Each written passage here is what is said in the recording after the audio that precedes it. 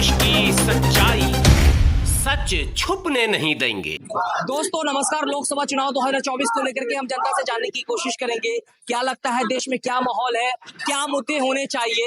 यही सब जानने के लिए आज हम दिल्ली के लाल किले के सामने मौजूद हैं। आप देख सकते हैं यहाँ पे डेली जो है हर घंटे हजारों लोगों का आना जाना होता है। यहाँ पे कुछ युवा मौजूद हैं, उनसे हम जानने की कोशिश करेंगे क्या लगता है 2024 में क्या मुद्दा होने चाहिए। क्या लगता है 2024 में बदलाव होना चाहिए, क्या मुद्दे होने चाहिए उसके चुनाव के? देखो, बदलाव होना चाहिए, सरकार बदलना चाहिए, बिल्कुल सरकार बदलनी चाहिए और मुद्दे होने चाहिए। महंगाई बेरोजगारी, जो जिस कदर से महंगाई बेरोजगारी बढ़ी जा रही है, ठीक है, जिस कदर से महंगाई बेरोजगारी बढ़ रही है, कोई सरकार बीजेपी गवर्नमेंट बिल्कुल काम नहीं करी महंगाई बेरोजगारी पर। ठीक है, पहले चरण पर बेरोजगारी आ चुकी है, महंगाई पहले चरण पर आ चुकी है, भुखमरी में 111 नंबर पर देश आ चुका है। और बात करते हो आप विकास की, कौन सा विकास? क्या लगता है इंडिया गठबंधन अगर सत्ता में आती है तो क्या लगता है महंगाई बेरोजगारी पे कोई सब कुछ होगा? कोई बिल्कुल कुछ होगा, क्योंकि आप 2014 से पहले का उठा के देख लीजिए, 2014 से पहले का मेरे डाटा उठा के देख लीजिए। 2014 से पहले हमारे भारत देश के अंदर इतनी गरीबी नहीं थी और ना ही इतना भारत देश में खर्च आता गवर्नमेंट पे। जो पिछली 14-15 सरकार है 55 से 56 लाख करोड़ का कर्जा छोड़ के गई थी। आज की इकलौती 10 साल की बीजेपी गवर्नमेंट ने कितना खर्चा लिया? 205 लाख करोड़ खर्चा होगा आज के डेट में। तो बताइए, इसको विकास बोलते हैं? आप विकास क्यों बोलते हैं? महंगाई बेरोजगारी भुखमरी में हमारा देश 114 से 111 नंबर पे आ गया। इसको विकास बोलते हैं? अभी बहन बेटियों को नंगा नमस्ता में घुमाया था मणिपुर में, इसको विकास बोलते हैं? दलित युवक की हत्या हो जाती है बाबा साहब का पोस्टर लगाने के बल चलते, इसको विकास बोलते हैं? बताइए, विधायक इनका एमपी में विधायक इनका मुंह पिलाता है आदिवासी व्यक्ति को, इसको विकास बोलते हैं? शर्म आनी चाहिए सरकार को, बीजेपी गवर्नमेंट को शर्म आनी चाहिए। आप विकास करो, विनाश करो देश का। मोदी गवर्नमेंट में कोई विकास ही नहीं हुआ है। विकास नहीं हुआ, विनाश हुआ है। विकास के नाम पर लूटा गया है लोगों को। विकास किस चीज का हुआ? अंबानी अडवाणी जैसे विकास हुआ, जनता का क्या विकास हुआ है? गरीब होते यार, और अमीर होते यार। क्या लगता है कुछ विकास नहीं हुआ देश में? जी, विकास की बात तो नहीं, लेकिन बीजेपी मेरे पास एक्सपीरियंस है। मेरी एक दोस्त है, वो बीजेपी की मेंबर है, ठीक है। तो अभी जब उसने ज्वाइन किया था पहली बार, बीजेपी के जो पार्टी के मेंबर है ना, साले वो ये अच्छे नहीं है, ठीक है। अब मैं बताता हूँ कैसे। जब मेरी वो दोस्त उनके बीजेपी के ऑफिस में गई ना, तो किसी के थ्रू गई थी।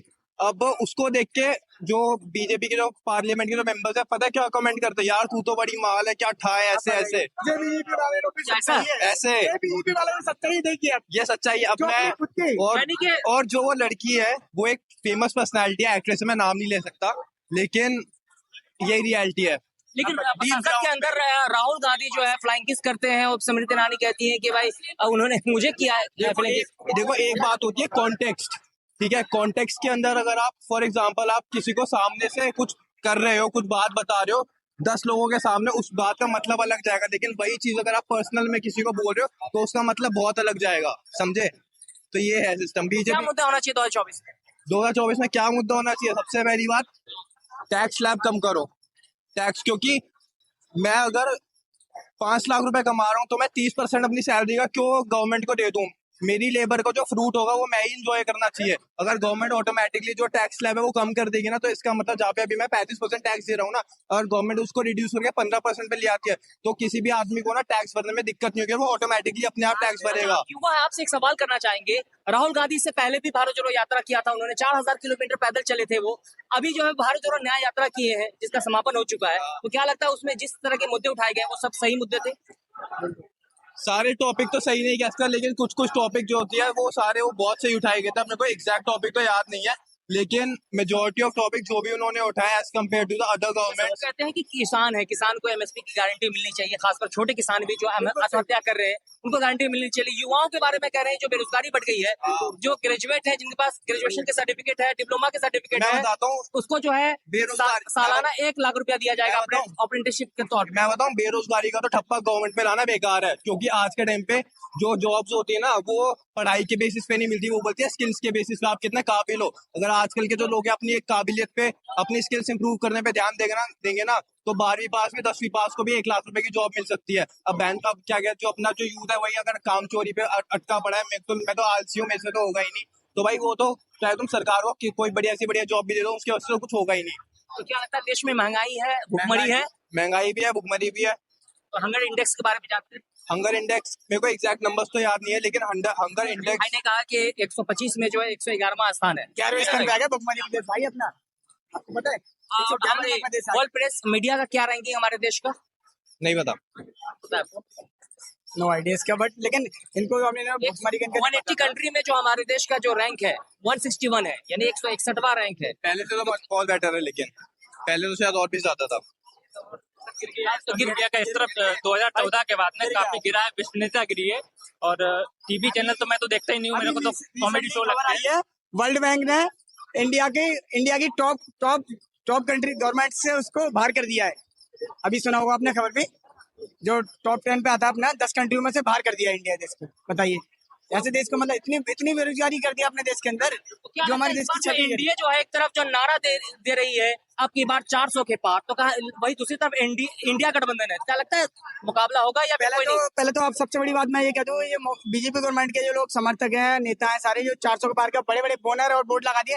मैं इनको एक ये बात कहना चाहूंगा कि 1984 में कांग्रेस, हमारे वो माननीय प्रधानमंत्री बने थे क्या, राजीव गांधी जी, जब 400 प्लस 4 सीटें लेके आए थे, जब भी कभी 400 का नारा नहीं लगा था। 400 का नारा जब भी नहीं लगा था, आज आने से पहले 400 का नारा लगा रहे। क्या ये अंधभक्ति, क्या ये अंधभक्ति है? अंधभक्ति बोलते इसको, मतलब पहले आप पास नहीं हुए, आप पहले पास की घोषणा कर दो। क्या ये केंद्र सरकार को अपने काम पे पूरा यकीन है कि उन्होंने काम किया, विकास किया है, तभी तो 9 साल 10 साल कहा जा रहा है। काम पे यकीन नहीं है उनको, उनको वोटिंग मशीन पे यकीन है, उनको ईवीएम पे यकीन है कि ईवीएम रहेगी तो हम आ जाएंगे। बेसिकली 400 के 500 भी ला सकते हो, 543 सीटें है ना लोकसभा के अंदर, वो 500 भी ले आएंगे। कर्नाटक से सांसद है, भाजपा सांसद अनंत हेगड़े जो है, उन्होंने कहा 400 सीट चाहिए संविधान बदलने के लिए।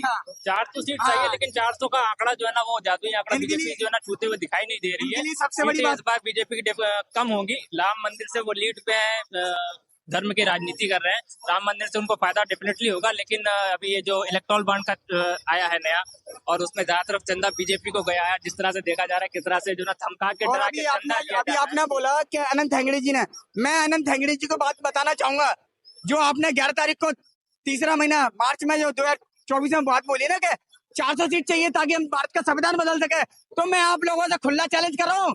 पीयूष अम्बेडकर संघर्ष होगा, डॉक्टर बी आर अम्बेडकर की औलाद जिंदा है।